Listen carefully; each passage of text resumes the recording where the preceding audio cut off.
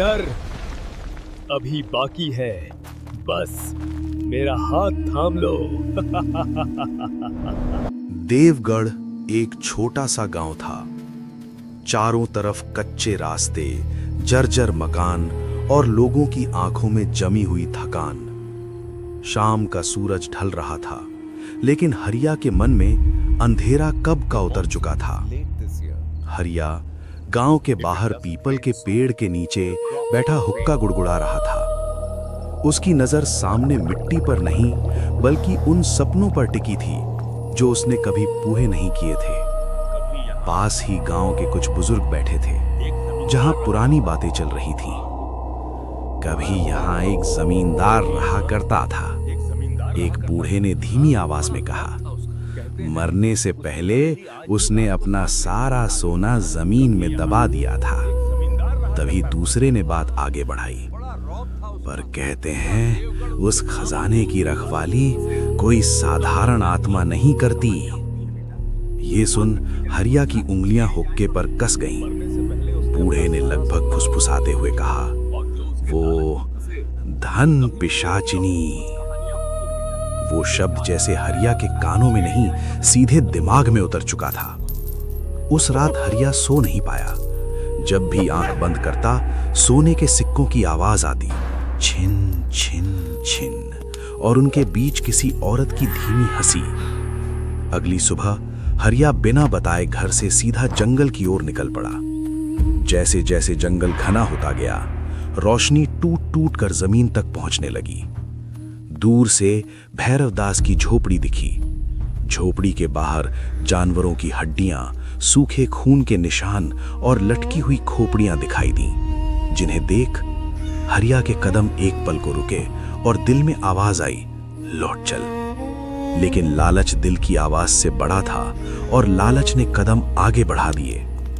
अंदर धुएं, घी और सड़ी हुई मिट्टी की बदबू फैली थी। भैरवदास आग के पास बैठा था, आंखें बंद थीं। बिना देखे उसने कहा, किस भूख ने यहाँ भेजा है तुझे? किस भूख ने यहाँ भेजा है तुझे? हरिया ने एक ही सांस में कहा, मुझे खजाना चाहिए।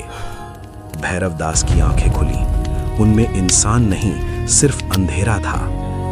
खजाना है पर वो निर्जीव नहीं, उसकी मालकिन जागती है। खजाना है, वो बोला, पर वो निर्जीव नहीं, उसकी मालकिन जागती है। जो मांगो दे दूंगा, हरिया ने कहा। भैरवदास मुस्कुराया। एक तो सुन, एक कुंवारी लड़की और 3 बलि, गर्भवती मुर्गी, बकरीद और गाय। सुन, एक कुंवारी लड़की और 3 बलि, गर्भवती मुर्गी, बकरी और गाय। तो जो निकलेगा, ये सुन हरिया का चेहरा उतर गया। एक भी चीज कम हुई, भैरवदास ने उसकी आंखों में झांक कर कहा, तो जो निकलेगा वो तुझे छोड़ने वाला नहीं। मंजूर। हरिया ने तुरंत कहा, मंजूर। और उसी पल उसने अपनी आत्मा गिरवी रख दी। कुछ रात बहुत को गलत दिया है। घर में चल रहा था। बोलो, क्या बात है? हरिया चुप बैठा था। उसकी पत्नी सुमन सब समझ गई। बोलो। कुछ बहुत गलत है। क्या बात? बोलो क्या बात है? हरिया मैं ने सब सब बता बता देता दिया। हूं। खजाना, तांत्रिक और और बलि। सुमन का चेहरा सफेद पड़ गया। लड़की कहाँ से लाओगे? राधा वो मेरी छोटी बहन है, बच्ची है। अब बच्ची नहीं, किस्मत ने मौका दिया है। ये पाप है, कम से कम भगवान से तो डरो।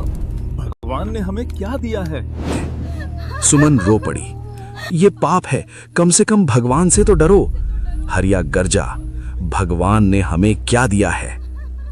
बाहर हवा तेज हो गई और कहीं दूर किसी औरत की हल्की हंसी गूंज उठी, मानो अब उसका इंतजार खत्म होने वाला हो। 3 दिन बाद पूर्णिमा थी और एक एक करके घर में गर्भवती मुर्गी, बकरी और गाय आ चुकी थी। हर जानवर की आंखों में अजीब डर था, मानो जैसे वो आने वाले खतरे को पहचान चुके हों। उस रात राधा को तेज बुखार आ गया। दिया बार बार बुझ रहा था। सुमन ने कहा, अभी भी रुक जाओ। हरिया ने बस कहा, अब देर हो चुकी है। रुक जाओ। अब देर हो चुकी है। आसमान आधा चांद चमक रहा था। वे जंगल की ओर बढ़े। राधा का शरीर भारी लग रहा था, जैसे जंगल उसे आगे बढ़ने से रोक रहा हो। थोड़ी दूर बाद भैरवदास का अड्डा दिखा। काले लाल निशान, नींबू, त्रिशूल और उनके चारों तरफ बना एक गोल चक्र। भैरवदास पहले से बैठा था। लड़की को बीच में बैठाओ, उसने सख्त आवाज में कहा। राधा की आंखों से आंसू बह निकले। दीदी चलो घर। सुमन कुछ न बोल पाई। चलो घर। मंत्र शुरू हुआ। हवा बदल गई। राधा का शरीर तन गया। वो जमीन पर गिर पड़ी, फिर अचानक बैठ गई। उसकी गर्दन टेढ़ी थी, चेहरे पर अजीब मुस्कान। राधा बोली, मुझे क्यों बुलाया गया? खजाना कहाँ है? मंदिर के पीछे, आम के पेड़ के नीचे। मुझे क्यों बुलाया गया? भैरवदास बोला, खजाना कहाँ है? बुलाया गया आवाज बदली हुई थी। मंदिर के पीछे, आम के पेड़ के नीचे। सब समझ गए, वो राधा नहीं थी। वे सब वहीं पहुंचे। मंदिर के पीछे, आम के पेड़ के नीचे। पेड़ के नीचे धन पिशाचिनी खड़ी थी। काली साड़ी, सोने के गहने और आंखों में भूख। भैरवदास ने इशारा किया तो हरिया ने झटके में पहली बलि, गर्भवती मुर्गी। खून गिरते ही मिट्टी ने पी लिया, जैसे मानो वो सदियों से प्यासी हो और बस उसी का इंतजार कर रही हो।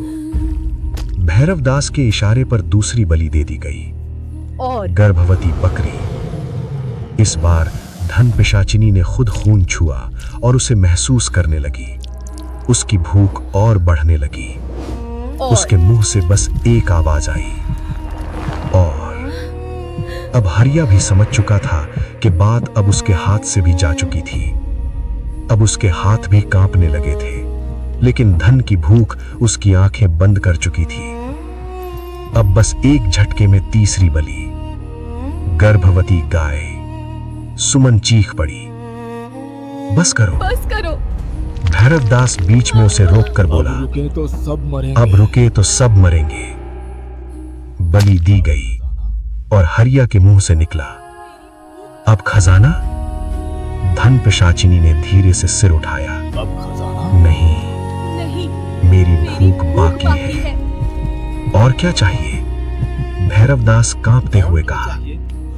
बस एक आवाज आई, इंसान। इतना सुन सुमन राधा के सामने आकर खड़ी हो गई। और क्या चाहिए? उसकी आंखों में अजीब डर था, लेकिन अब विरोध भी। भैरवदास हरिया के कान में फुसफुसाया, बलि नहीं तो, बलि नहीं तो सब मारे जाएंगे।